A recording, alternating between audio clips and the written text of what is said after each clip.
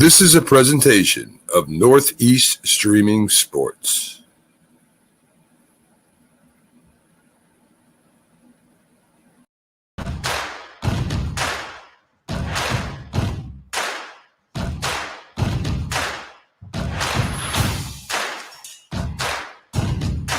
Hey, everybody, Keith Engel for TGI Sports Talk College Football Huddle.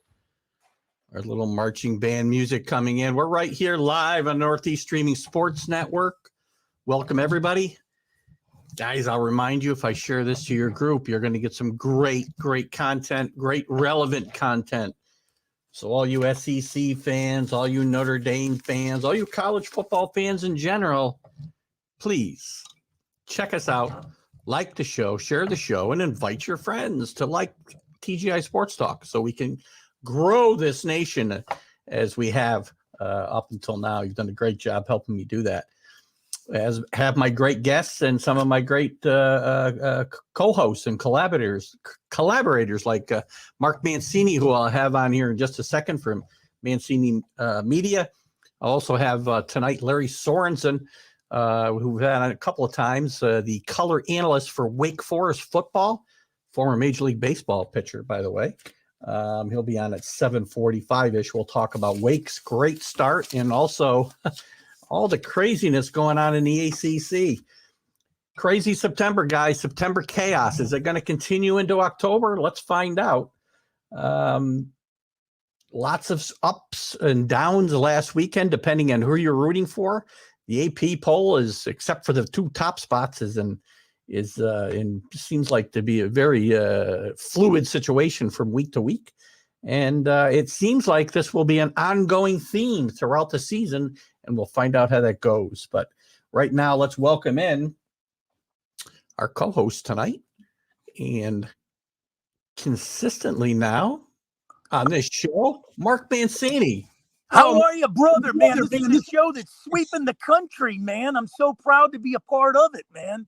Where are you? At the pool? Where are you? Well, you know what's happening right now. My wife's doing all the wash. So you got no clothes on? No, I got the clothes on. I just got the shirt off. So yeah, I want to make sure you got pants on. I got blocked once. I don't need it again. No, I got the pants on, definitely. But I told my wife, next time you got to do the wash, you got to make sure I can grab something. But she's in the room, so I'm downstairs again, pretty much trying to get this show going, man, and keep this thing on a PG type of a format. Well, we got to have that. I mean, we can't be going totally over the edge here. So anyway, welcome aboard tonight. Gosh, what it seems like when things can't get any crazier in college football, they get crazier and crazier. Last week, more of the same, more upheaval. I mean, Clemson continues to struggle. Notre Dame wins big, but did they really win big? Because their offense didn't look all that great. I'm not sure how much that game really helped them. Arkansas obviously looked good. Lots of stuff to talk about from last week's game. So why don't we get started there, Mark? As far as our conversation tonight, what were your big takeaways? And I'll climb aboard here. Well, I'll tell you, the big takeaway is UCLA is like a Bruce Springsteen song. We talked about that. They look like world beaters against LSU and lay an egg against Fresno State, being favored by over 20. And then they go up and they beat Stanford. So I can't quite figure out what's going there. The other thing is keep your eyes on the Longhorns, man. 3-1. I think Sarkisian's starting to lay some groundwork there. It's going to take a while, but keep your eyes on the Longhorns. And, boy, if you're going to send a team like New Hampshire to Pittsburgh, don't let them get crushed 77-7. Well, that was your dead solid lock last week. And you were way out on a limb on that one, I got to tell you. Yeah, that was another one, and I know you had Rutgers almost pulling one. I did say that that was an interesting one. North Carolina, Clemson. We talked about that game, and the other one that just seems to work in everybody's favor is. Boy, I'll tell you one thing. USC. This is going to be an interesting squad going forward. I can't quite put my finger on this team. We'll get to Rick's comment here a little bit. He says your pro picks are doing better than your college picks, and we'll talk about Rick. You know, We'll it get was funny. I was just talking about, we were doing a practice run in Philly on WWDB, and we were talking about that I owe Rick some cheesesteaks. So when we debut out there in a few weeks, boy, Rick's going to come and collect them. Maybe we just wait till the end of the season. You buy him a franchise out there. Try to work something with Gino or Pats in the city of brotherly love. I agree. Listen, before Rick had some questions about this week's games, we'll get into that, Rick, a little bit. We're definitely going to talk about that Georgia-Arkansas games because I got some strong opinions there, and Notre Dame's got a big game too. Well, I want to finish up with a couple of games from this week.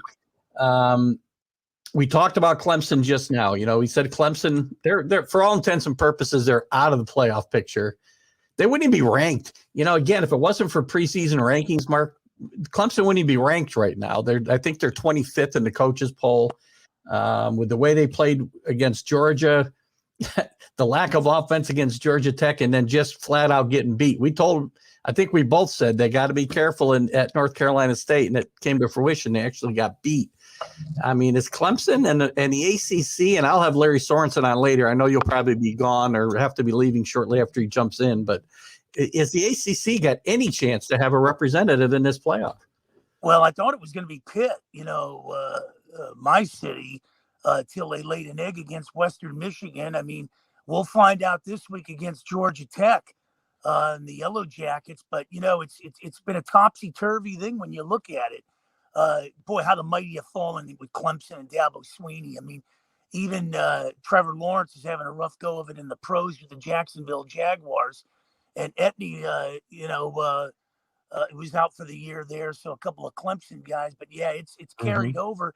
And, when I look at Clemson, the first thing I think of is, last year after, what they did the year before was LSU. They had to go through some growing pains. So, Clemson is there a mirror image of LSU last year in trying to recover? Yeah, and LSU started to bounce back pretty decently. I mean, they won again last week against Mississippi State. They're just outside the poll, I believe. So they could creep back in here. A couple other the Notre Dame, the takeaway from the Notre Dame game, if I'm a Notre Dame fan, I don't know how excited I am because they looked like they were going to get beat for 3.5 quarters, and all of a sudden, things just fell apart for Wisconsin and their offense. I don't know what to take away from this Notre Dame game last week. I really don't. I think, Kelly's been, hanging under the radar there. He's the winningest coach in Notre Dame history without, a title behind him. So, I mean, that's an albatross. We heard that when the days of, Peyton Manning shattering records in the NFL and couldn't win a Super Bowl. So I don't know how soon it's going to come for Notre Dame to be a threat. I've looked at Notre Dame as, a big hype machine. They talk about it. They sell a lot of tickets. They travel well. They do good on TV and everything. And then these big games come up and, what have you done for me lately? A lot of great players, quarterbacks have come out of that school and stuff. But, boy, it's been a long time since Notre Dame has won something, wouldn't you say? Yeah, I would say it's been since Lou Holtz in like 1988, if I'm not mistaken. That's that's a long time for anybody. It's an eternity for Notre Dame, that's for sure. My big surprise, and I did pick them, and I did bet them actually, was Arkansas. Arkansas looked really, really good. Their defense was really good. A&M, maybe they're a little overrated because their offense is not very good. They got some problems at quarterback. But look at Arkansas is 4-0.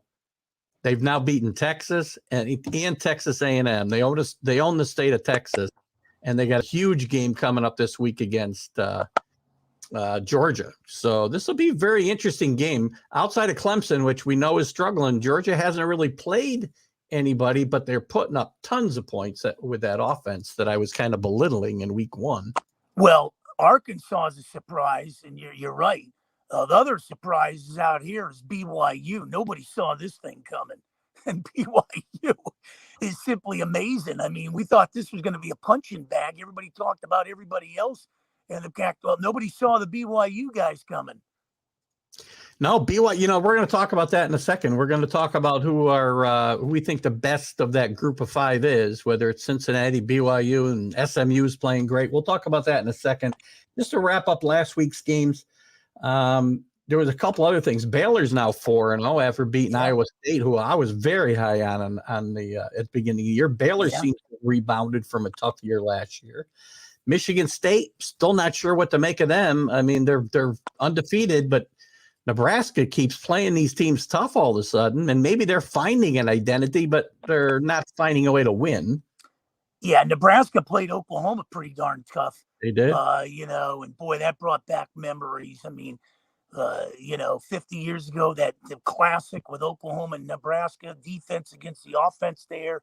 I mean, that was college football in a heyday. And, that's when you just roll out the Express and bring all those guys back, and some of the guys that played for both universities. Man, oh man, I miss that rivalry as much as I miss the Penn State Pitt rivalry. I mean, they brought that back a little, but those things were classics the day after Thanksgiving. Good job. Rick's had a couple of comments here. He doesn't think anybody from the ACC will make it. He wants to see what Lary says, and he's also knocking my little Arkansas team. We'll talk about that in a few minutes, Rick, when we get to this week's games. You mentioned Oklahoma, and I guess I'll wrap up last week's conversation with they struggled again at home against West Virginia. West Virginia is not a bad football team, but if Oklahoma is one of the three best teams in the country, you can't be winning by 3 at home to West Virginia. You just got to be better than that. Well, not only that, and you start ranking these teams. I think the big surprise is what Penn State's doing. I mean, I didn't think Penn State was going to be that, juggernaut, but boy, Penn State is, they've moved up the ladder real quick. And, and like the surprise you had out here with UCLA. I mean, finally Chip Kelly's building it the way he wanted to build it. We'll see if it keeps going. I don't think it's going to keep going this Saturday night against Arizona State, because I think Herm Edwards and those boys are coming into the Rose Bowl and going to saddle them with the loss. That's a huge game for both those teams. If they have aspirations, either one of them get into that championship game against most likely Oregon. Yeah. This is a must win for both of them. I was impressed with the way UCLA rebounded last week. It's not easy to go to Stanford. They're not at the top of their where their program's been, Stanford, but they're still a good football team and a very well coached football team. So I thought that was a good bounce back for UCLA. Well, and Charbonneau, I really like that kid a lot, man. He's a moose, man. He really is. I mean, and what UCLA's done, I mean, they hit you, man. And, I watched a few of their games. I mean, they had the slugfest with Fresno State, but I want to see a little bit more consistency out of UCLA. I've seen this dog and pony show for years. I mean, they take out a top 10 school or a school that was, on the top for quite a while, and then they lay an egg the following week. If they beat Arizona State this week, now you're starting to make me a believer with the Bruins. But I don't know. I'm still high on Herm Edwards and the Devils. I like their quarterback there, and they start shaking off that loss from BYU and stuff. We'll see what these guys are made out of. Agreed. Let's shift gears a little bit. So, obviously, but we'll get into this coming week's games here in a second. I was looking at the AP poll, or the coaches poll, again. And, the polls are just so, I don't know what to make of them, because this kind of is a segue into I want to talk about who are the best of these group of 5 teams, right? So for those of you who get confused by that term, it's basically teams that aren't in Power 5 conferences. So anybody who's not in the ACC, the SEC, the Big 10, the Big 12, and the Pac-12, that's the group of 5. And Cincinnati, who's been right now the favorite out of that group, again get passed. They're in the coaches poll. They're stuck at number 8. And so far this year, Oregon, Iowa, Penn State, and now Notre Dame have all blown by them in a poll, and all they've done is win all their games and win them all pretty convincingly. So these teams don't get the love that they deserve. Well, I think the real key you got to really ask yourself here and ask the committee: is there anybody that can challenge Alabama here? and that's it. I think it's Alabama, and then you're trying to find three other teams to fit in this fatal four-way. Georgia, Oregon. We saw Ohio State drop big. Who is going to be this other team that is going to jump in this? Is it Penn State? I mean, is it Cincinnati? When you start to bring in Cincinnati, when you start to bring a BYU in here now. Yeah. Now you're looking at squads and TV networks that aren't, they're saying to themselves, well, even though, some of these other schools like BYU and, Cincinnati are better than the Michigans and everything, we get them in a big fatal four-way here. Do they travel well? Do they, are they going to, it's not big marquee TV. We need to get the Michigans in here. We need to get the big schools in here. So that's going to be the real thing here. And I think what you're going to see is it's going to be like we saw last year. Did Ohio State deserve to be in there? No, but we weren't going to bring in Coastal Carolina and all these other squads in here because we knew they couldn't travel well and it wasn't going to be big for TV. People weren't going to watch that. So that is going to be the big question. Alabama's going to be there. Alabama can crush the board here, but who's going to be after Alabama? I don't know if I agree that the Coastal Carolinas of the world would be bad TV matchups because I think look at the NCAA tournament in basketball. People like to watch the underdogs beat the top guys. They just love it. And the NCAA could do worse than having a Coastal Carolina playing Alabama in that first round of a 12 or 16 team tournament. I mean, does it matter if they get blown out or Notre Dame gets blown out? I mean, they'll get better ratings for Carolina. I think when, in more or less growing up out here in Los Angeles, we always used to see the Michigans and the Ohio States come out here, run roughshod through their conference and get railroaded by the Washingtons, the USCs and UCLAs on New Year's Day. Yeah. But they would travel well out here, and people, the talk out here was, God, if we're not getting Michigan and Ohio State, or Illinois, we started getting a Northwestern out here to travel out here, or one of those schools. Are they gonna really travel as much as the big schools do? And that was always the talk coming out here. Yeah, and that's the thing. So now catapult that into the fatal four-way here, and the TV networks. We know the Notre Dames, we know the Ohio States, we know these guys can be hype trains sometimes. In more ways than one, but we know if we put them on TV, everybody's going to watch them because these are the teams we love to hate, or we hate to love. Well, yeah, all the better. Put Alabama on against Coastal Carolina. These teams need to put these teams on their schedules, by the way. Right. Stop, Pittsburghs of the world. Pittsburgh, I'll pick on them only because they played New Hampshire, beat them 77-7. I know why New Hampshire does it. They do it for the paycheck. They don't care. They're going to go down there and get their asses whooped, and they know it. But I want to see these Power 5 schools play Coastal Carolina and play Cincinnati. And good for Indiana for putting Cincinnati on their schedule. Good for Notre Dame for putting Cincinnati on their schedule. We're going to find out a lot about Cincinnati and Notre Dame this week, I think. Well, and not only that, keep your eyes on, Ole Miss. Ole Miss is, when you look at some of these SEC teams, I mean, they don't stay down too long. And that's the thing. And the talk out here, in the Pac-12 is you put these games on late at night. Nobody back east is staying up till 2 a.m. to watch a conclusion of a game. I think this week now, if I'm not mistaken, it's going to be Arizona State and UCLA at like 7:30 at the Rose Bowl. By the time this thing ends, it's 1 o'clock, 1:30 in the morning back there. If you're trying to showcase your conference, by golly, get them on early in the morning or something, Well, again, then you throw away the whole West Coast, but right. I don't know. I don't know the answer to that. Second, let's get back to these Group of 5 teams again. In my mind, you've got 6 really good teams. Is it 5 or 6? 6, 5 I've got written down. You may have somebody I got. Cincinnati's there and BYU. They're the two class of the Group of 5s in my mind. BYU's already beaten 3 Power 5 teams or Power 5 conference teams this year, all from the Pac-12 South, but still. Cincinnati, we know what they've done. They're going to prove their mettle this week, and they're going to go in South Bend, Indiana, and be favored in this game, which is amazing to me.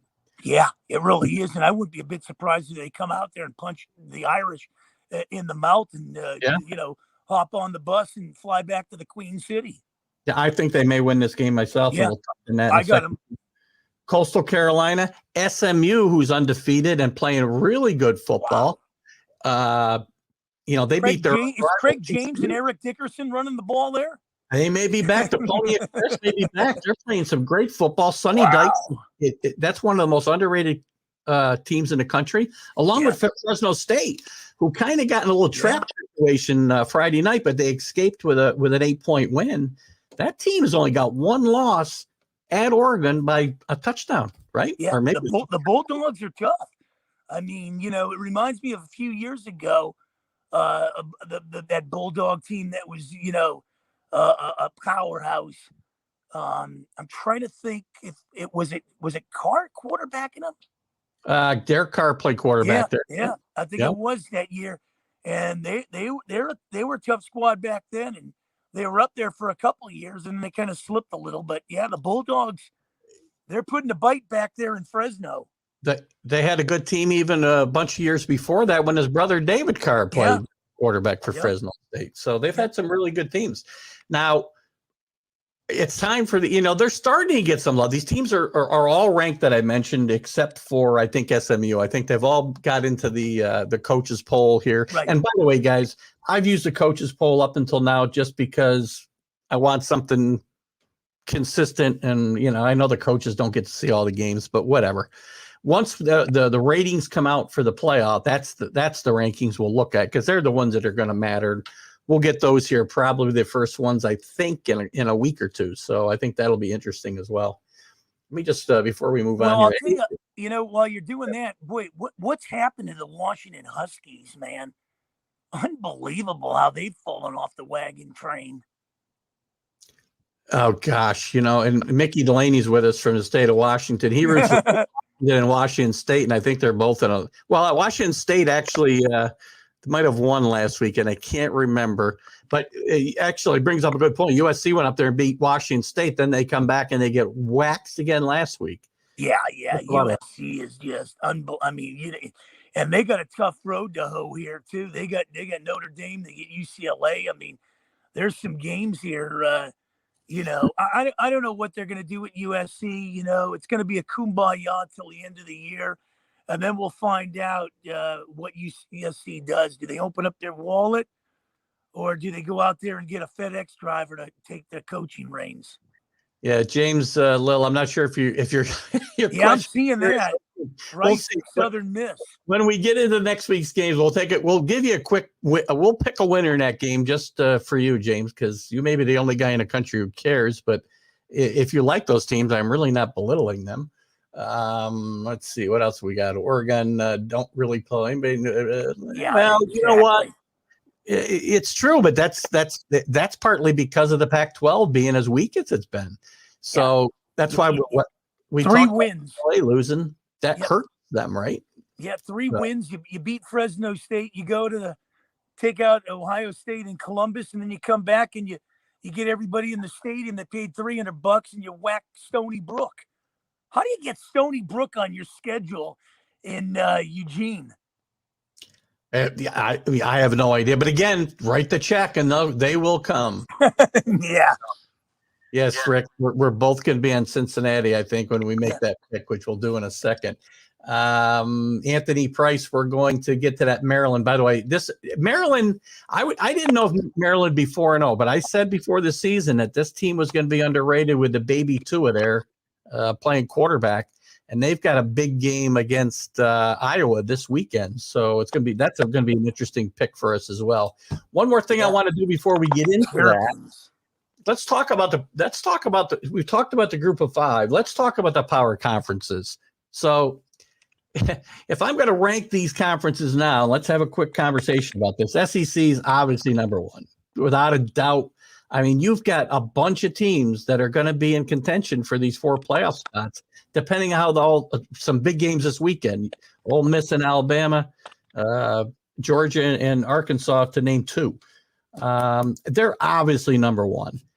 But once you get past that, I have a hard time coming up with 2, 3, and 4. 5 is easy for me. It's the Pac-12. But I have trouble ranking the ACC. I guess would be probably 4th in my mind, Right. and then the Big 10, I guess, is 12, and I guess I got to put the Big 12 3. But the Big 12 isn't even that strong in my mind right now. So no, I think you got to look at it. The ACC, as painful as it say, they're probably the worst right now because they're really trying to find themselves. And Clemson dominated that one for quite a while, and now the mighty have fallen, and now it's a pick 'em, and that's the thing here. But I'll tell you one thing: until these power conferences come up and try to give the SEC a run for their money, I think it's going to be total domination for probably the next 5 years, with the SC dominating that number 1 position. yeah, it's going to be hard. Look at Alabama, for instance. All the guys they lost to the NFL this year, and they lost a lot of guys. And look what they're doing. I mean, it's like an influx of a well-oiled machine. I mean, They don't miss a beat. It's like the guys that graduate, the next guys come right in. It's like the seniors are out. Here come the juniors. Yeah, Juniors are ready to take the reins. We're going to prepare the sophomores and then the freshmen. I mean, it's unbelievable in Alabama.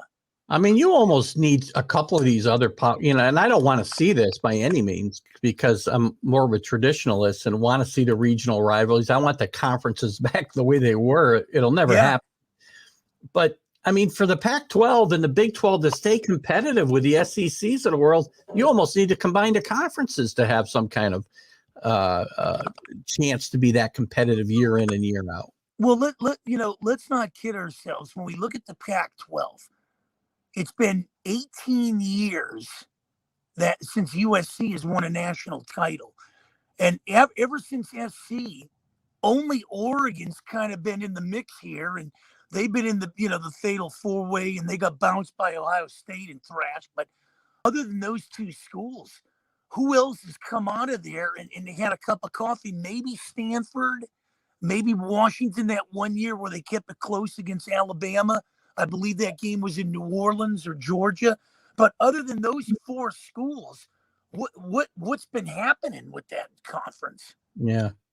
I mean, I don't even know that you couldn't see possibly, depending on how things fall, that you could see 3 teams come out of the SEC in the playoff. I got to look at the scenarios, and obviously we got to wait for the records in a couple more weeks as these teams play each other. Right. But the way the Big Ten's already lost, Ohio State, in my mind, is probably toast unless they run the table or are very impressive doing it. Iowa maybe, but their offense is probably going to drag down that great defense. I don't see any other teams in the Big Ten with a chance other than those 2. The Pac-12, you got Oregon. I don't think anybody else, UCLA, Arizona State, they can run the table. They're not going to get high enough to get to the top 4. And the Big 12, Oklahoma is they're on the precipice of disaster every week, and they lose a game, they're probably going to fall backwards. Well, and not only that, I mean, when you look at the Pac-12, I mean, I like the quarterbacks over there, and what you got at UCLA, what you got at SC, what you got at Arizona State. But I don't know. It just seems like they're more interested in the 15-minute car chase type of thing. The flash, the pizzazz. To get in the trenches and to knock them, and it's. I mean, if Alabama had to play one of these schools, and even if it was on the road in a Pac-12 city, I think Alabama would have to be favored by at least 2 touchdowns in any one of those venues. Yeah. It's just, again, and that's why we got to get this playoff expansion in next week or next year. Next week would be nice, but next year and not 5 years from now, because I'm tired of. And now you got Texas and Oklahoma coming to the SEC. Wow. Yeah. I mean, the rich just got richer. Yeah, agreed. But at least when you get to 12 and they say that, the top 6 are going to get buys, and they're going to be the sixth highest conference winning team. So it doesn't have to be. The SEC doesn't even have to be in there. They will Well, be. not only that, Keith, when you look at it, you bring Oklahoma into the SEC, travels well. Yeah. Texas is a religion down there. Alabama. Yeah. I mean, you go on and on with these. Georgia. I mean, it's just unbelievable. How are you going to compete? That's why I said for the next 5 years, these guys are just going to totally dominate, and these other schools jump in sooner. Who knows? I mean, it's just going to be a rough shot. I mean, it's going to be David and Goliath. I mean, I can't see anybody competing with them. You're going to have to get some real combined efforts with some of these schools, like what the Pac-12 is doing with the ACC, to even compete. And I don't even know if that's enough. Well, first of all, right. And I think that Texas-Oklahoma moving will happen sooner than 5 years from now, too. That's liable to happen as soon as next year. And as soon as that happens, the playoff's going to expand, because otherwise the SEC is just going to cannibalize itself and not have, they may hurt themselves in a 14 playoff just because the league's going to be so good. They're going to beat each other up. Oh, yeah, definitely. And bringing all that, swagger into the SEC, the fan bases are going to be jacked up. I mean, that is just, you could just, as painful as just to say, if you just sat there and watched SEC football every week, that would be just simply unbelievable. Yeah, I agree. Well, let's jump in as we're getting to 7:31. Let's get to this week's games, because we got to look at the big games and make some observations, and then obviously we need to do our dead solid lock, and don't be surprised if. So to me, the marquee game of the week this week is Arkansas at Georgia. As well as Arkansas has played, you can't. I know Rick Sherlock mentioned. Let's see if he's got something he put up already. But I know they haven't seen a defense as good as Georgia's. I get that. Texas A&M's is pretty good, though, by the way.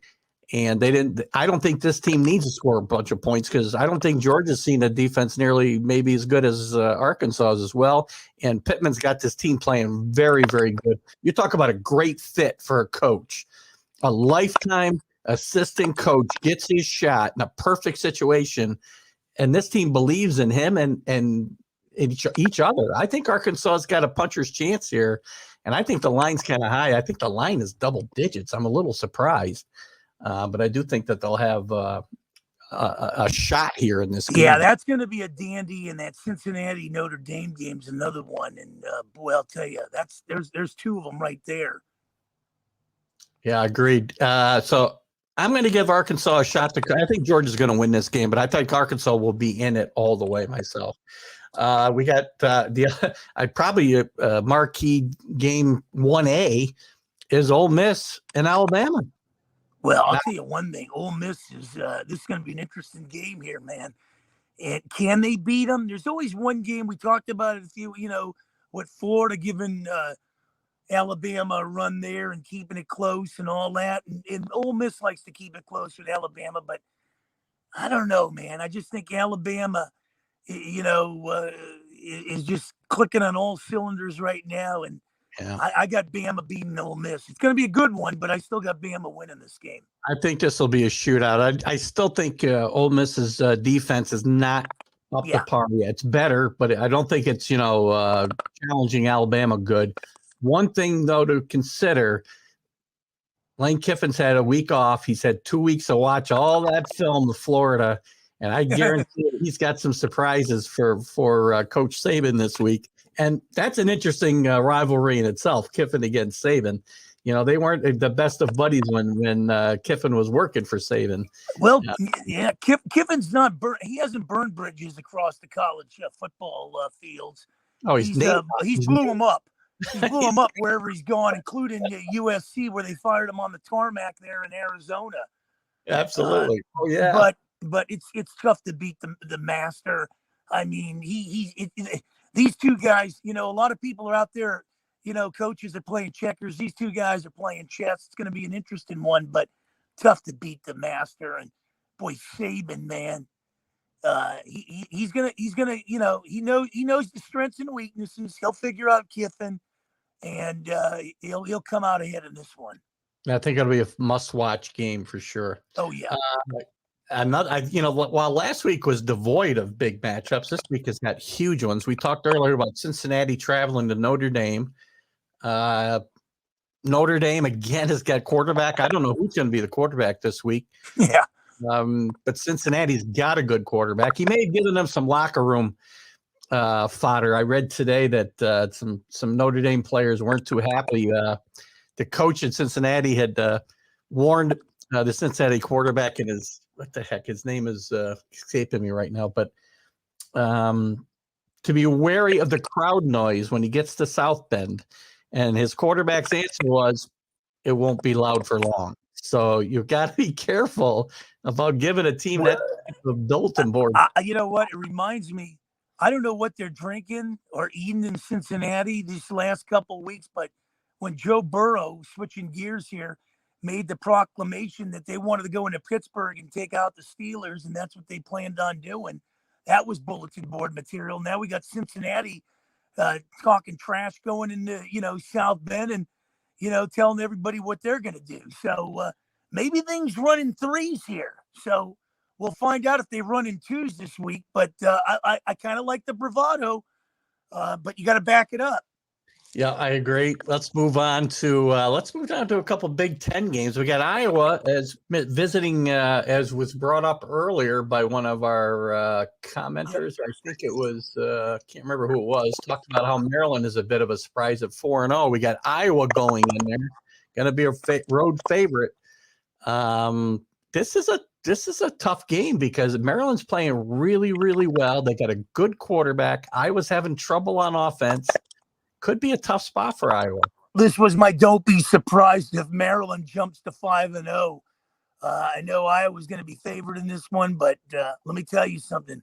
They're a road dog that's favored, but Maryland's clicking, man. And I like the way they're putting it together. I think they come out of this 5-0, and this is my don't be surprised if.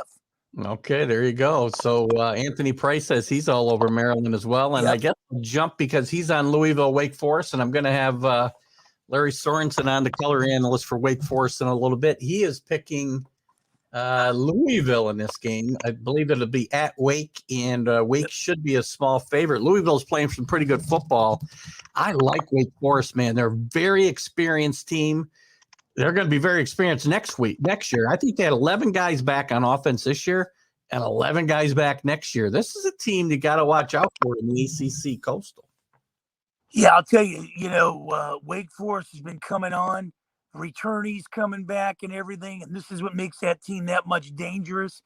When you look at the squad coming back, they get to play together with everybody again. But I've always been intrigued by the Louisville team for a few years now. I like the way they play football and everything.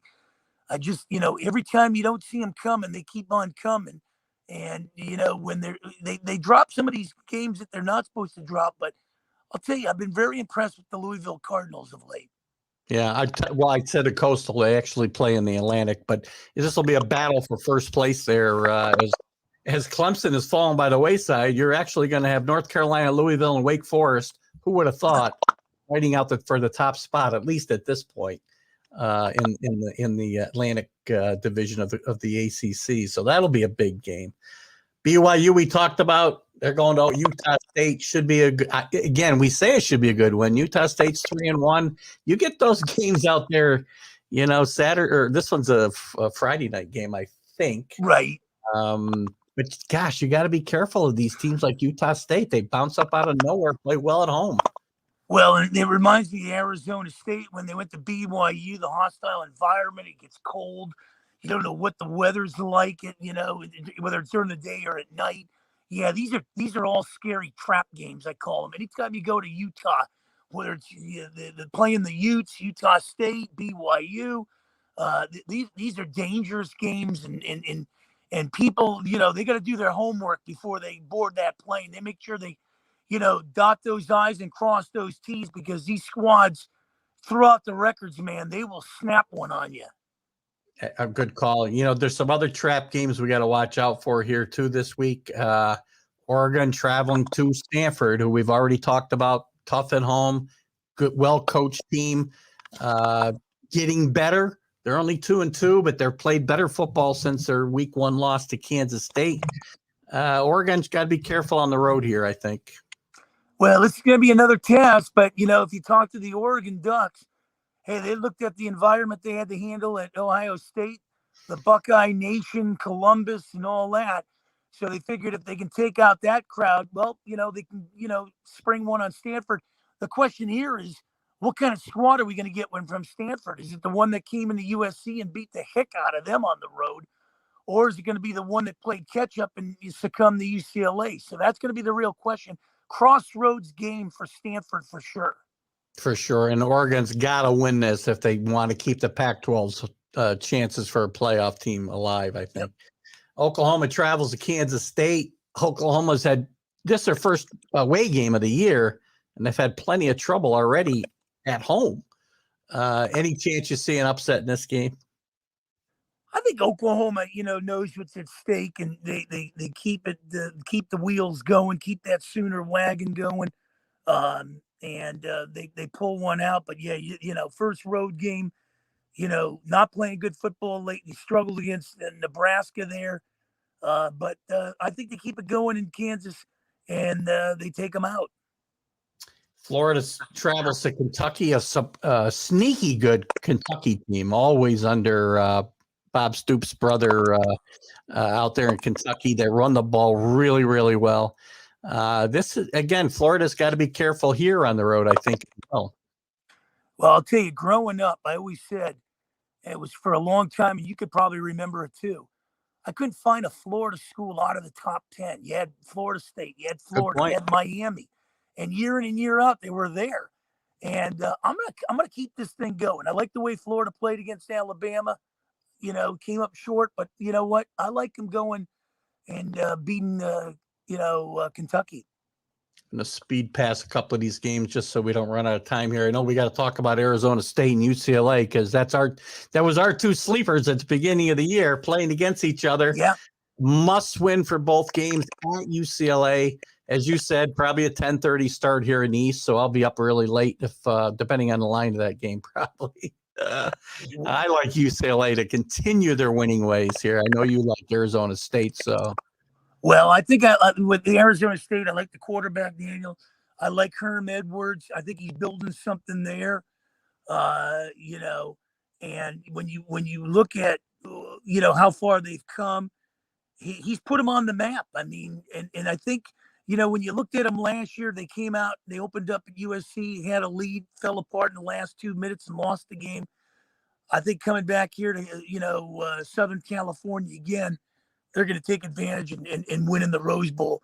And you're right. This is a do or die for both these squads. Whoever loses this is going to be really looking up. Whoever wins this is going to sit pretty comfortable until they lose another one. But I like Arizona State and the Sun Devils in this one. I'll look at some of the rest of these games before I wrap it up, guys. Mark, is there anything else that I haven't touched on either in the top 25 or elsewhere on the schedule that tickles your fancy before we go to our Well, I like Pitt going and pounding the Georgia Tech Yellow Jackets there. So, I mean, make their record 5-1. I just saw an interesting, I lost it now. Trap. Damn, I lost it. Trap game? Yeah, I saw something in the top 25 that caught my eye that I didn't touch on. Michigan getting their first real test maybe against Wisconsin, although Rutgers gave them a test last week. I think Michigan goes to Wisconsin and loses this game. Well, what kind of Wisconsin team are we going to have? They played pretty good the first, half with Notre Dame. They kept them until that kick just broke their backs, and then they just kind of threw in the towel. Within a matter of 15 minutes, Notre Dame put up 20-something points on them. So we don't know what we're going to get with Wisconsin, but I like Michigan in this game. But I wouldn't be, a bit surprised either if Wisconsin pulled one. Right. Considering, when you lose a game like that, when you played real good football, either you circle the wagons and forget about it, or you sit there and dwell on it. So that's what we're going to get with the Badgers this week. All right, I'm going to give you my lock. I know you already gave us your surprise. Don't be surprised but you'll have to give it to me again. We're running out of time here. Here's my dead solid lock. Cincinnati goes to South Bend, wins the game, and drops the Irish back probably where they belong. And my don't be surprised if is BC beats Clemson outright at home, and Clemson's woes get worse. I like BC. That's a good football team, well coached. My lock is Arizona State's going to go to UCLA and beat them. Don't be surprised if Maryland pulls one against Iowa. That's a good call as well. Yeah. And I know you like Cincinnati. Rick Sherlock's a little worried that we're both we're both on Cincinnati on that one. Well, it could be the curse. I know you got to go get ready to produce the other game. I'll let you go unless you want to stick around. I mean, Larry's not here yet, but if you want to stick, here comes Larry now. If you want a quick introduction, I'll bring Larry in. Yeah. And guys, we're going to bring in now Larry. Oops, if I can find the right mouse here. Hang on. Larry Sorensen, the color analyst for Wake Forest, who I know is going to have a big smile on his face today because his Demon Deacons are setting the world on fire. Hi, Larry Sorensen. How are you? Good evening. Everything's good tonight, Keith. How about yourself? I just left the Dave Clausen show a few minutes ago, and there were a lot of happy faces at the Loop Pizzeria in Winston-Salem. I'll bet you there are. That's a big car you got there, by the way. You told me you'd be talking to me from your car today. That's a huge car you got.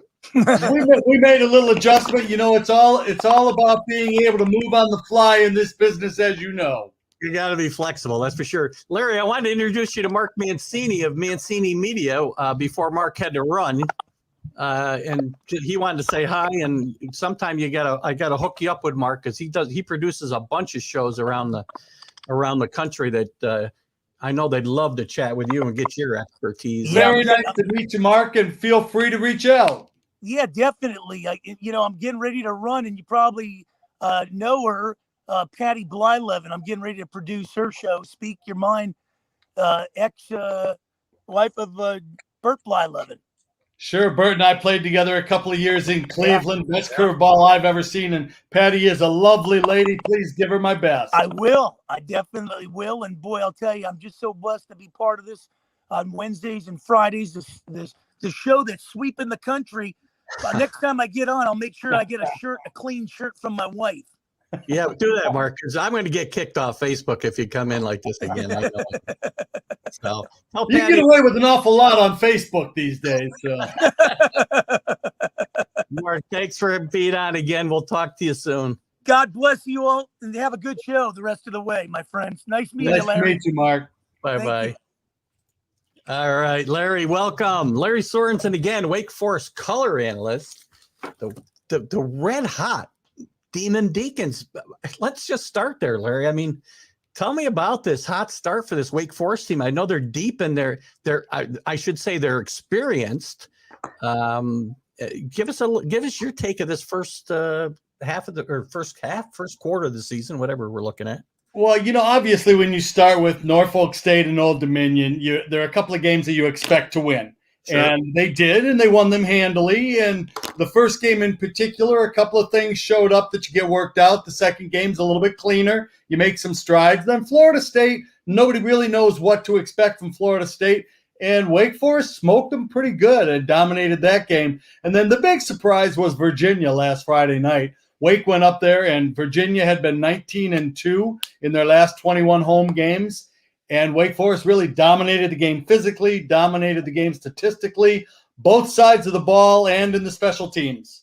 Yeah, I watched that game, and that's a tough place to play, as you said. Well-coached football team, too, and it's not a bad team. So that's a great win, I think, to springboard.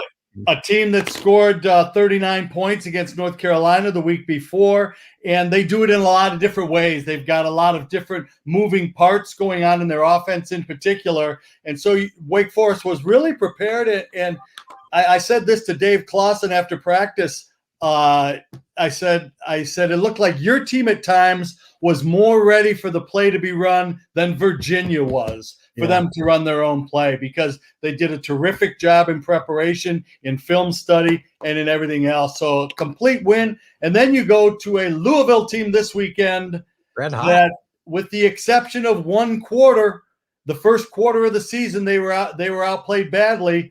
they've won every other quarter that they've played. So should be a really good game in Winston-Salem this weekend. Who would have thought at this point of the season, 4 games in, that we'd be talking about Wake Forest, Louisville, NC State battling for the Atlantic lead in the ACC, and Clemson isn't really in the conversation. Is Clemson done? I think they're going to lose this week at BC myself. Well, and let's not forget BC, who is undefeated as well. Yeah, I didn't get down there. They haven't played a league game yet, but this is their first league game. I think they're going to beat Clemson this weekend. I really do. You know, you know me, Keith. I'm old school, and I keep thinking that the powerhouse teams are going to find a way to be a powerhouse again. Now, this leads to a great discussion, and we've seen it all over the sports pages and all over the media and everything else. What do we like better? Do we like it when it's Clemson, Ohio State, Alabama, and whoever? Or do we like the fact that a Wake Forest team has a chance to win the Atlantic and maybe play Pitt in the conference championship? You know, is that something? And it seems to me like the fans are having a hard time getting their head around what might be a new little era right now in college football. What do you think? You know what? I like upstarts. I really do. I like to find. You know, I'm a Hurricane fan because of marriage and my stepson doing his undergrad there, and I do root for them. But in college, I've always gravitated towards the best stories of the year. Right? Mm-hmm. Not necessarily a bandwagon jumper. I like good stories, and college football gives you more good stories than any sport, I think, in my mind. And I think there's a lot of great stories. I think your team, Wake Forest, a great story. BC potentially is going to be a great story. And then you got the disappointments in that league, like Clemson, and North Carolina is just a mess. What's going on there? Well, you know, it's really hard to tell what exactly is going on there because they came in with such high expectations in the top 10 to start the season, and everybody predicting them to be one of the top teams in the conference, and it has all fallen apart a little bit for them. They lost an awful lot of guys to the NFL, and you know their running game in particular, although they've been able to run the ball fairly well. You know, and again, there are so many great stories going on as far as what effect did COVID have on this year? What effect is COVID going to have on the next 2 or 3 years? How do you plan your rosters? And I think what we're finding is that different coaches are handling it better than some other coaches. You know, Wake Forest, again, back to that team, Miles Fox, one of their starting defensive tackles, is a 7th-year player, a transfer from Old Dominion. And he was banged up, didn't play last week, will play this week, but they replaced him with Suleiman Kamara, who is a 6th-year player. Yeah. You know? So what has that done? But also, how much experience are your young guys getting during this run as well? And where's it going to leave you for the next few years? So I think it's really, you know, it was such an unfortunate situation, and it was such a crappy college football season last year. And I generally don't refer it to crappy as crappy. I generally go much deeper than that. But I respect your show and you, Keith. So. Well, worse has gotten through because I don't have a beeper or a blooper button, but just as a matter a little bit on the side, did you see what Pedro Martinez said the other day about umpires? I don't think I did. There was a pitcher balking very obviously, and they happened to mention that he had never been called for a balk in his career. And Pedro went much deeper than the crappy that I referred to on the MLB network. So made me laugh. That's pretty funny stuff.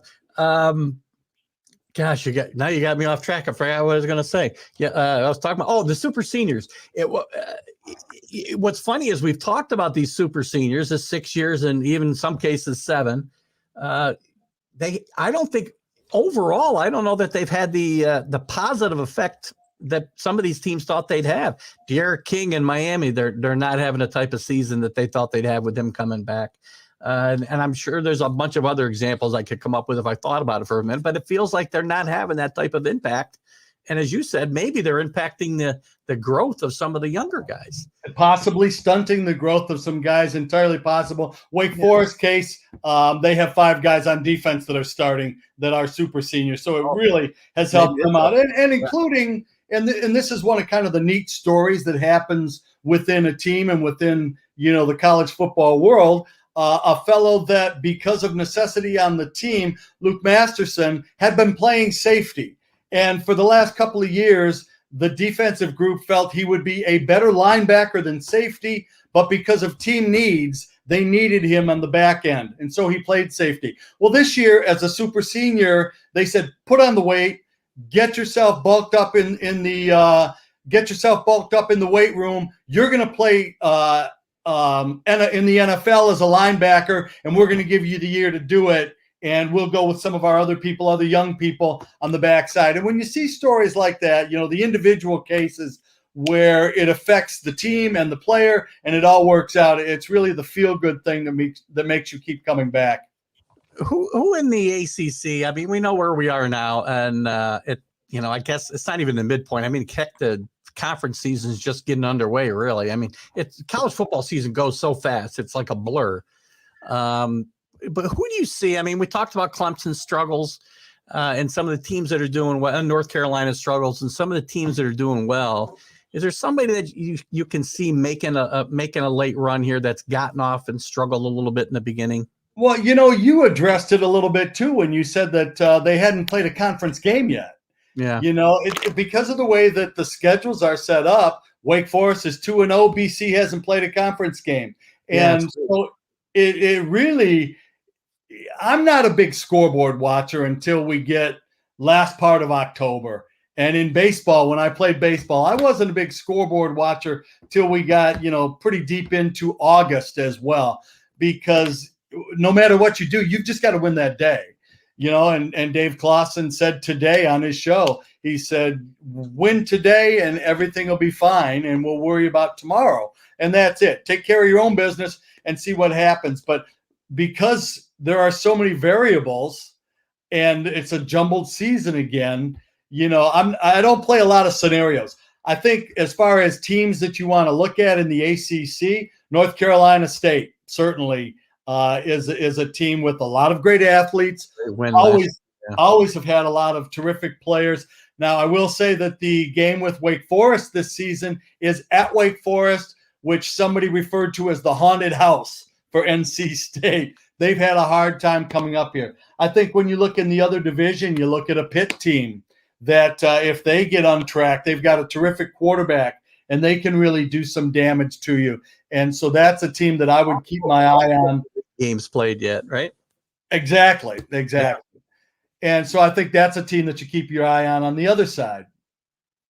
Interestingly, the Hurricanes haven't played in a conference game either. They go to they bring Central Connecticut in for a 70-point win last week. I mean, these guys, I don't get. I mean, I understand why the Central Connecticut's of the world do it for the payday, but I mean, who's other than that? Who's benefiting from these games? What you hope is that your number 3 and 4 guys on the depth chart get some plays and get your young guys get accustomed to the speed of major college football so that possibly they can help you with depth a little bit later on down the line. But you're right. Nobody likes to attend those. Although I will say my sister at the University of Michigan used to really enjoy watching Bo Schembechler and those groups run it up back in the day. Until Appalachian State came in and beat him. Oh, you had to go there.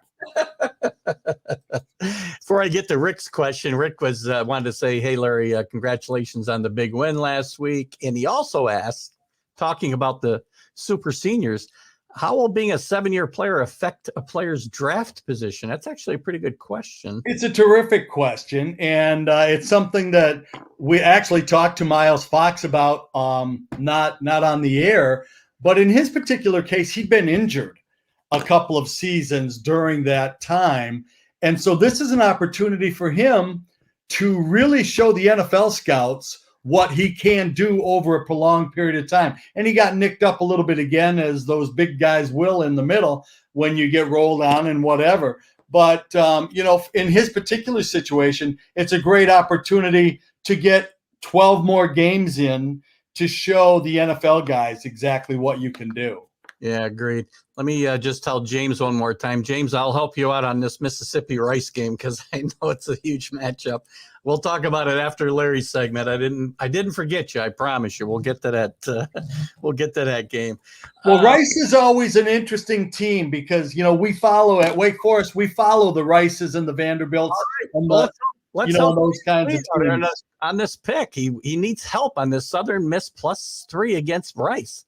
Well, I stay away from making those picks because somebody might be able to find me. Well, I find you. If I can find you, anybody can find you. I'll give you a solid pick later, James. I promise. Not sure how, but Southern Miss got waxed by Alabama last week. I know that, and Rice has been getting waxed by pretty much everybody. So that's an interesting. If that's where you're my my suggestion, James, before we get to that, and I'll get back to Larry, I promise, is don't bet that game at all. There you go. So, Dave Guyette, good evening. Dave Guyette's here. Dave Guyette's a Syracuse fan. Let's talk a little bit quickly about Syracuse because we got a lot of fans that follow the show here. They've struggled this year, offensively especially. Had a good first half defensively against Rutgers and then fell back in the second half. But they had a really nice win against a good Liberty team last week.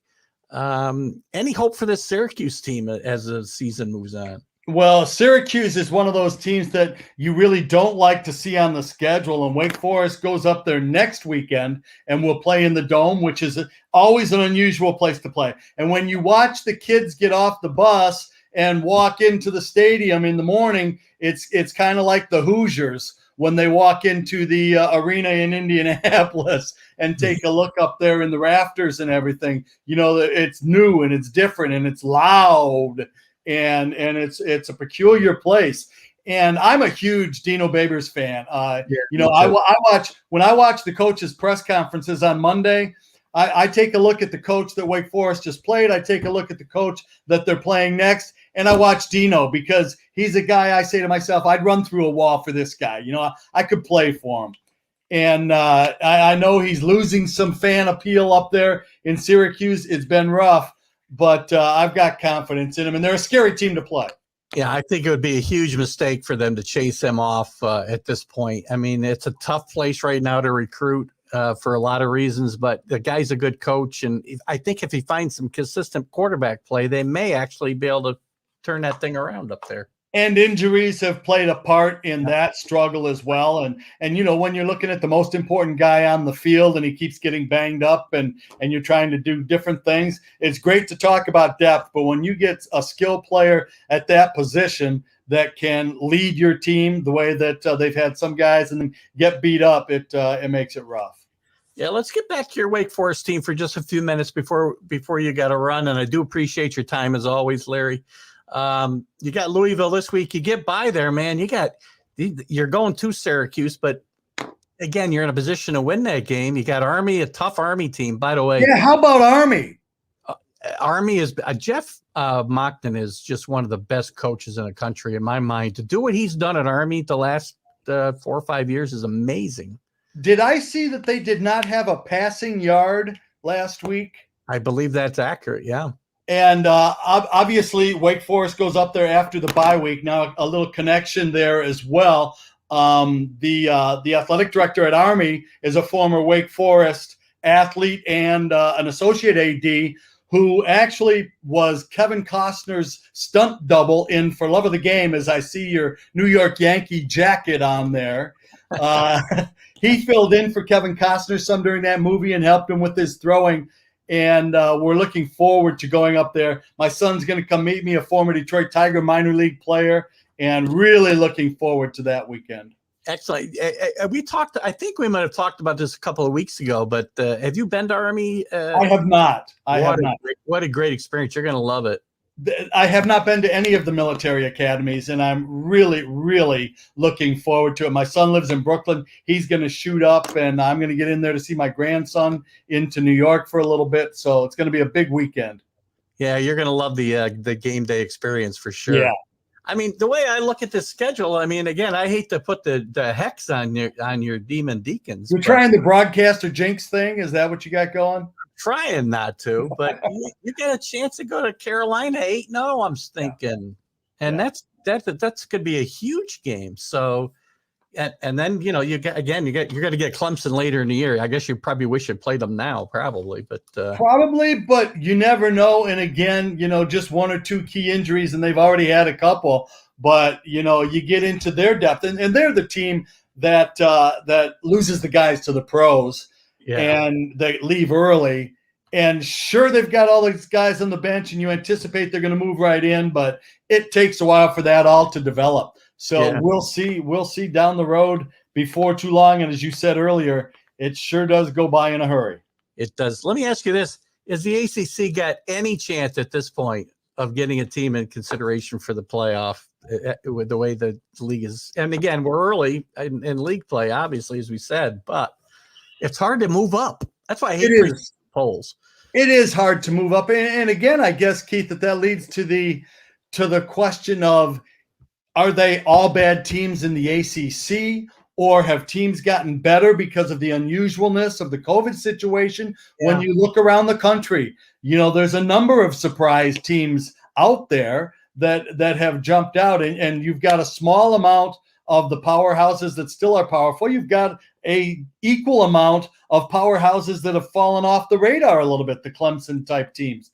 Yeah. So I don't think that it's fair at this point to say that because Wake Forest and Boston College are undefeated, the ACC is just a really, really down conference this year. I just don't think that that's fair. I'm not sure that there are enough opportunities left to change people's minds. Yeah, that's my point, is that, it's not so much, I'm certainly not belittling the conference, because I think these teams are really good teams, as I've said before. And I just think, again, that's the problem with rating these teams before the season's even played a game, and you just can't make it up. I mean, BC started out of the top 25.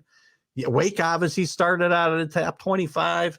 North Carolina State, all these teams that we've talked about weren't even ranked when the season started. So, well, I mean, I'm not sure exactly what you make of it when we start making bold predictions the day after the last one ends.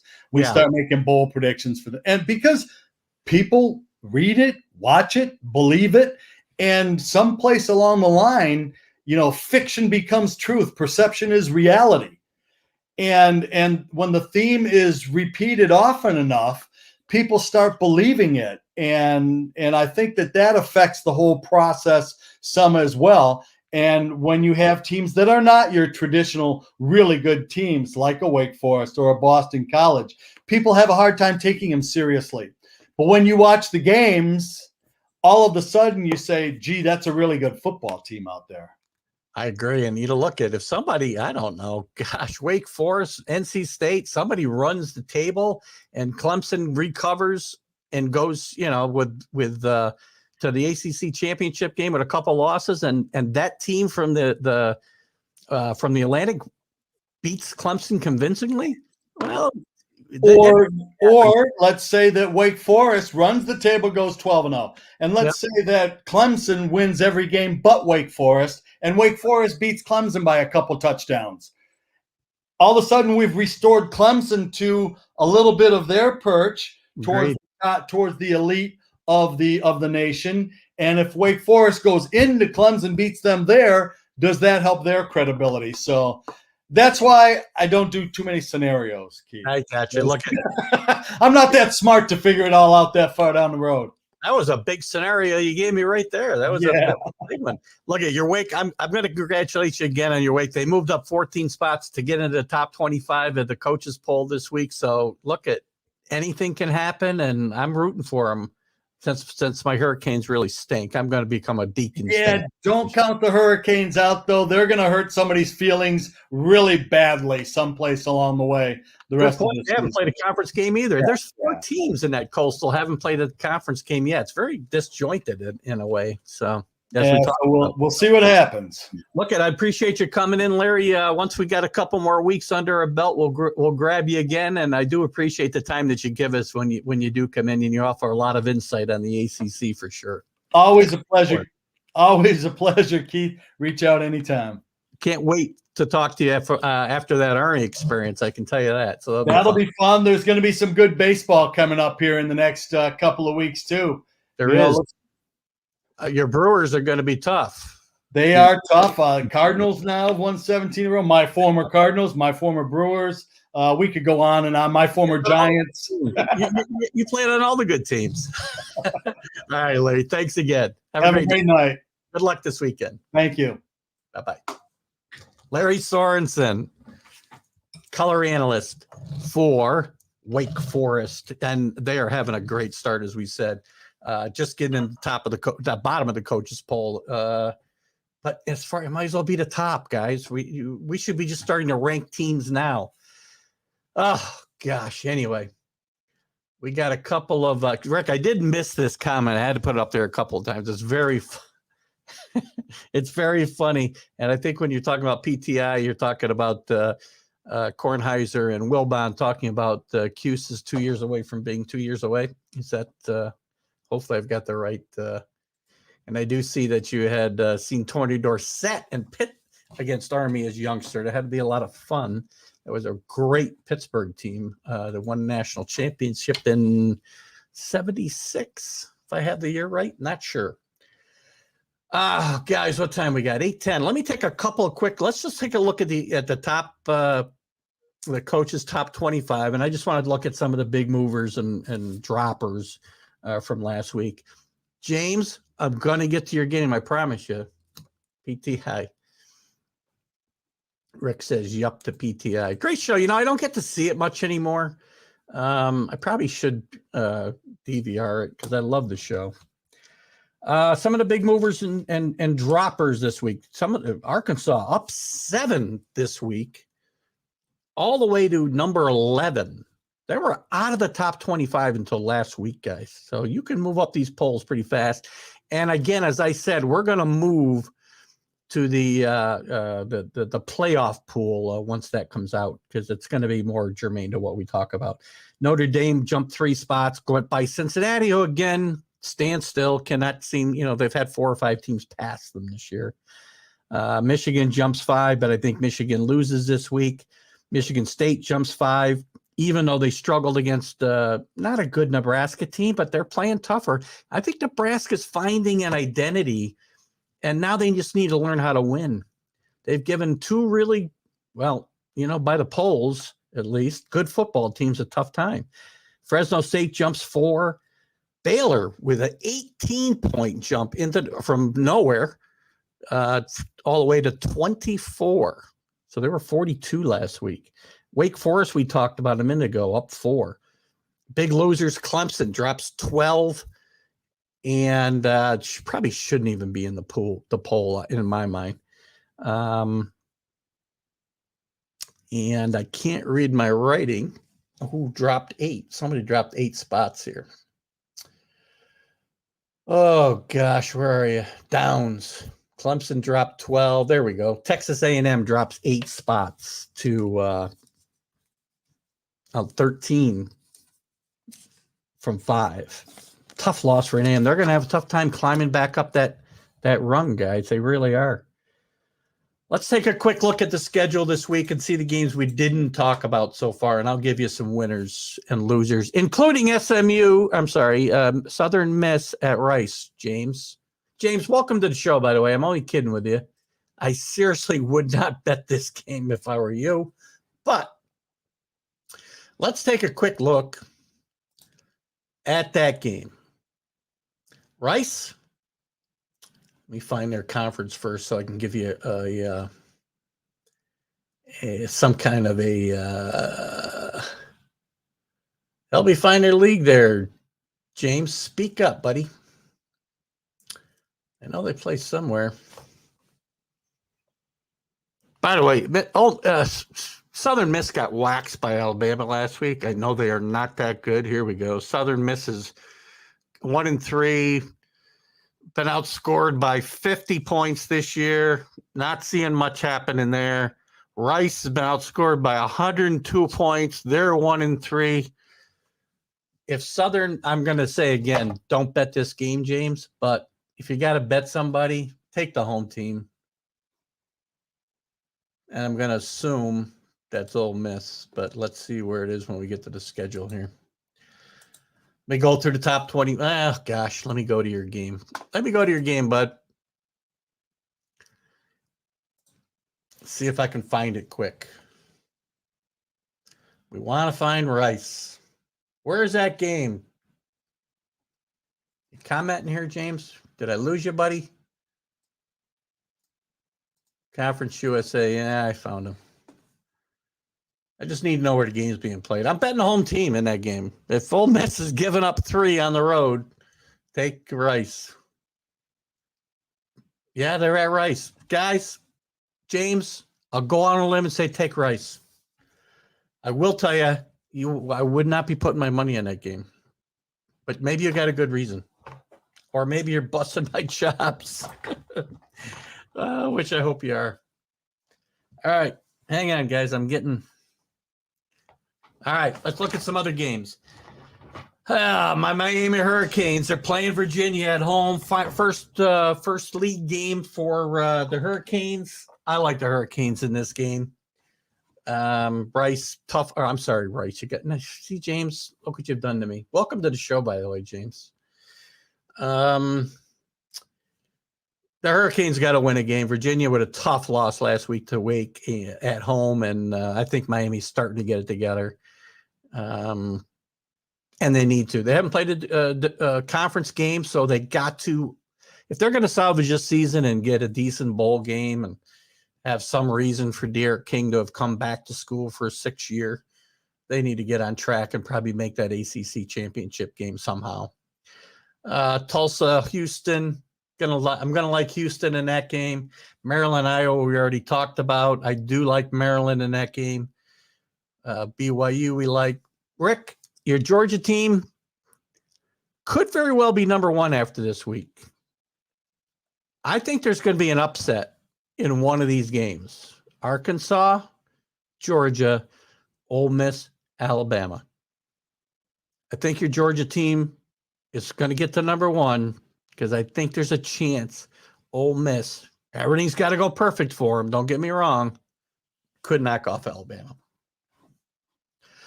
I see Michigan losing at Wisconsin. I don't care about the Tennessee-Missouri game. Look at Tennessee. I know Carlos talks him up. Even he was talking trash about him last Saturday night, saying the T was for trash.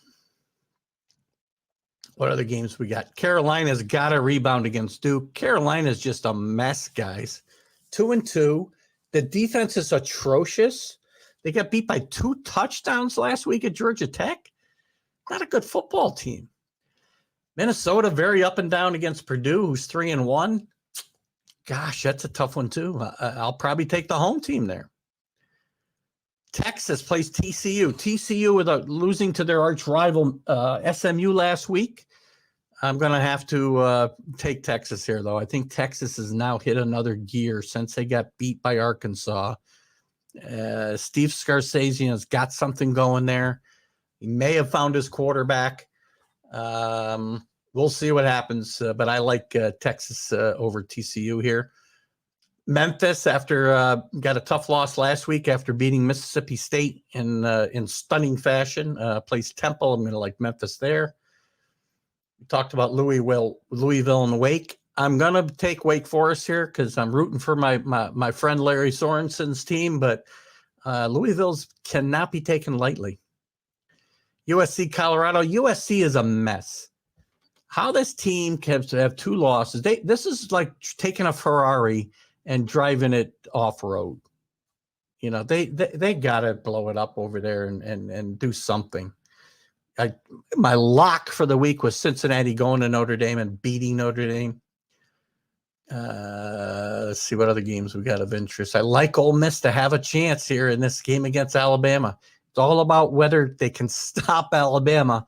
This game could go up and down the field, and if they can get 2 stops, they might have a chance. You didn't put a bet out there for Mark. He will need some new corporate sponsors. Rick, you play your cards right. Keep betting in double or nothing, and he will have to buy you a Philly cheesesteak franchise in Philly probably when he gets his show started out there. Oregon and Stanford. Oregon's got to be very careful here in this game. And Oregon is probably the Pac-12's last chance for a playoff spot. Oklahoma, Kansas State. Kansas State, kind of been up and down. Oklahoma State's a team I like to really maybe make a surprise run here. They're undefeated. They beat K-State last week at home. Watch out for Oklahoma State. We'll get to that game in a little bit. Ohio State at Rutgers. I didn't talk about this game with Mark when we were looking ahead. I liked Rutgers last week to stay in the game against Michigan. I had said they will have the ball in the fourth quarter with a chance to win the game. They had a ball in the fourth quarter, a chance to win the game. They lost by 7. They get Ohio State at home. Could be a bit of a letdown. We'll see what happens here. I hope they can keep this game close. I don't know the teams 3 games I'll be betting this weekend. I always bet 3 college and 3 pros. And I'll maybe do my picks on TGI Sports Talk's webpage so you guys know who I take. Syracuse, Florida State. You know what? Syracuse could actually get to 4-1 here. Florida State's a mess. Mike Norvell may not survive this. We're going to talk about it more, I think, next week, maybe Mark and I, when we do the show. What's happened to Florida? Florida used to dominate. They always had 3 teams in the polls, sometimes in the top 10. Miami, Florida, Florida State.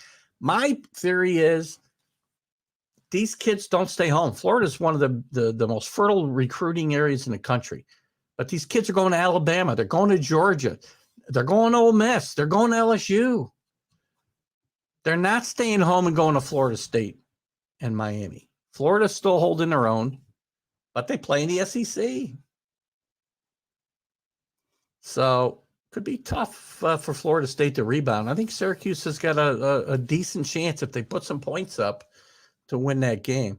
We're getting to the Army. We're getting to the military academies here in a second, Rick, by the way.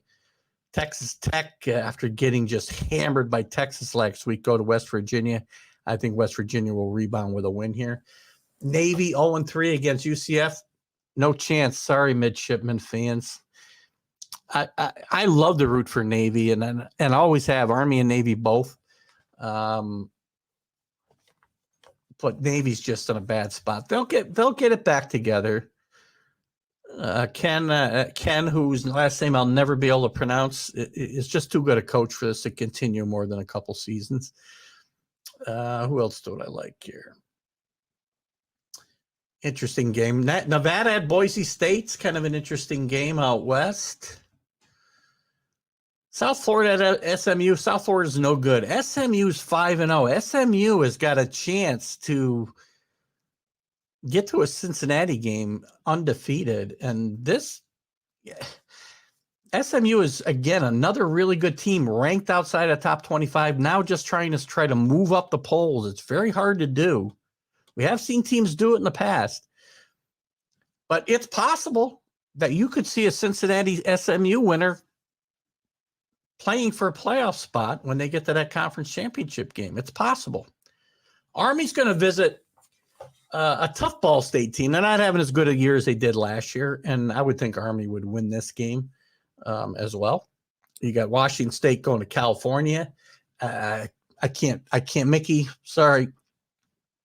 I can't pick Washington State here. They're kind of a disaster. I'll take Cal. Florida and Kentucky, another game. Florida at Kentucky. It's a game Florida needs to be careful. Kentucky's really well coached by Stoops. Mark Stoops. Couldn't remember his first name earlier. Great running game. Great defense. Kentucky's going to be in position to win this game in the fourth quarter. Whether they do is up in the air, but they'll be in position to win this game.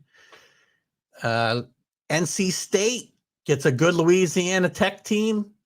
Got to be careful about a letdown after beating Clemson last week.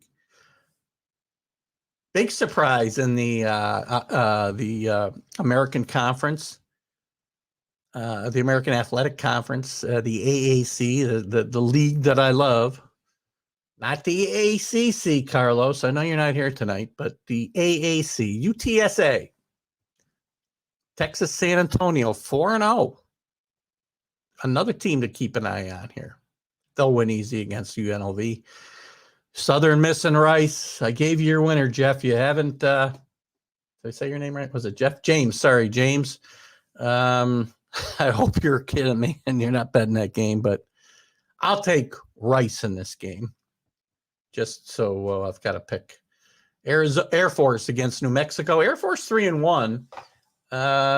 Tough to go on the road in this league and win, but I'm going to like Air Force in this game. Texas A&M got to bounce back against a game Mississippi State team. I don't know that they're ready to compete in the SEC yet. I would see Texas A&M bouncing back in this game. Very interesting game in the Big 12 that I didn't get to with Mark. Baylor at Oklahoma State. Baylor with a big signature win against Iowa State last week. I can see Oklahoma State winning this game, but it being very, very, very close. I think Oklahoma State might be the team to watch out for as a late comer to the party there in the Big 12.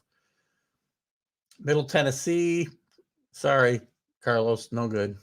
Liberty looking to bounce back against UAB. UAB playing well at 3-1. Iowa State will rebound in a big way against Kansas. Penn State should handle Indiana, who's a big disappointment this year after the really good season last year. I said earlier, Boston College will beat Clemson. Don't be surprised if Boston College beats Clemson. Boston College is really good, well coached, good quarterback, and they got what it takes. They got to win on the road, though, to be able to do that. Northwestern Nebraska. Maybe Nebraska gets over the top here for a change. They're starting to change that culture. As I said, they're starting to get an identity that they didn't have. And now they just need to learn how to win, and this could be where they win against a decent Northwestern team. Auburn and LSU. LSU's playing well at 3-1, trying to rebound. Their only loss to UCLA on the road. Not a horrible loss. James, I already talked about Middle Tennessee just needs some coaching. They should fire all their coaches, Rick. James,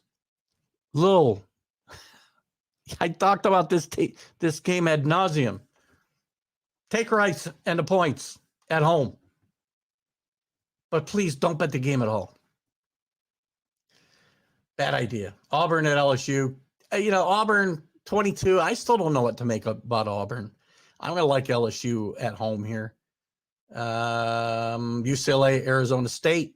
Big game for both of those two teams to try to take the driver's seat to the Pac-12 championship game against Oregon, assuming they stay there. And then you got Fresno State going out to Hawaii. Hawaii's always tough at home, but this is a good Fresno State. What else you got here? I like UCLA -3 against ASU here, James.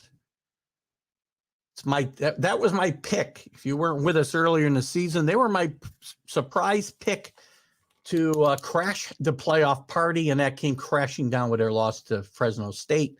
But this is still a good UCLA team, 20th in the country, very good at home, except against Fresno State. And I think Chip Kelly's got it going there. So no problem, James. You don't need to apologize. You probably stepped away to do something else. I don't expect people to stay here for an hour and a half and listen to me ramble on about nothing. So, James, I would take your money and bet UCLA -3 against Arizona State. I would save your money in that Southern Miss Rice game. One thing, James, if you want to speak up, I hope you do. It looks like you again. You want another pick? Washington. Oh man, that's a tough game too. Oh, where's that game being played, dude?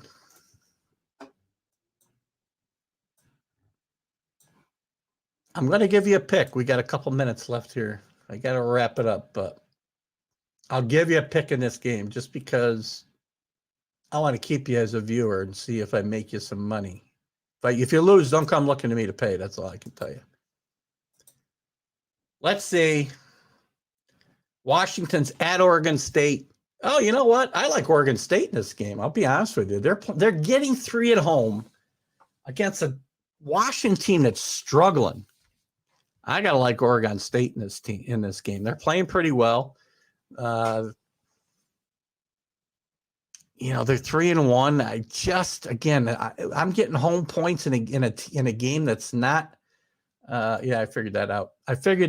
And what do you want? Killing me, James.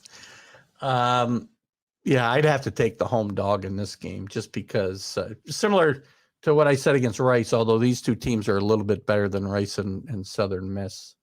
So I'm glad we could help you out there. Listen, guys, I want to thank Mark Mancini for his input today, coming on every Wednesday night. And I want to thank Lary Sorensen, who comes in here every couple of weeks to talk about the ACC and Wake Forest.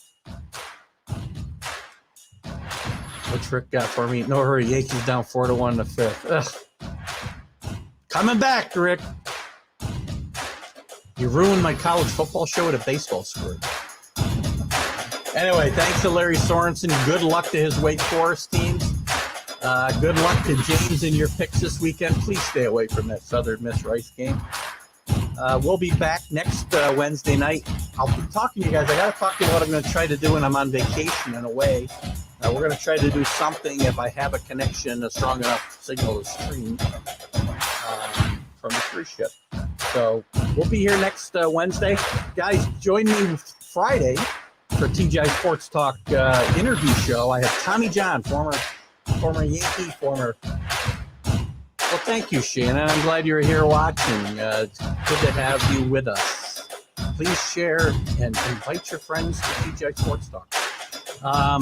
Tommy John will be my guest on Friday. We just did the interview tonight before this show, and Tommy's quite a character, man.